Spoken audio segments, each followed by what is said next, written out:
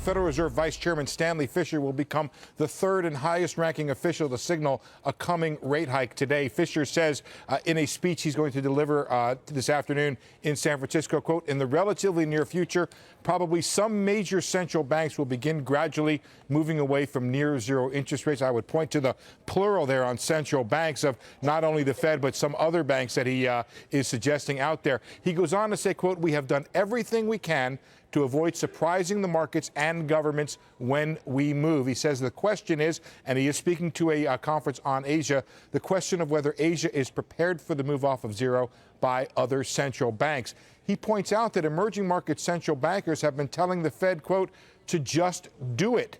He says Asian weakness could mean a prolonged decline in the growth rates for commodity demand, and that commodity prices could remain low for quite some time because of this. He singles out copper and steel, saying the impact of China weakness on oil demand is less certain because oil consumption in China could still rise. I want to remind you what else we reported today. Atlanta Fed President Dennis Lockhart says, I'm comfortable with moving off zero soon. And Loretta Mester, the Cleveland Fed president, early this morning in an exclusive CNBC interview on Squawk Box, said the Fed has met its employment goals, and she is confident that inflation is moving up to 2%. Kelly, so they're starting to come out and pretty much say, well, not a done deal, still dependent on the data. It's coming your way, Kelly, to a closing bell near you.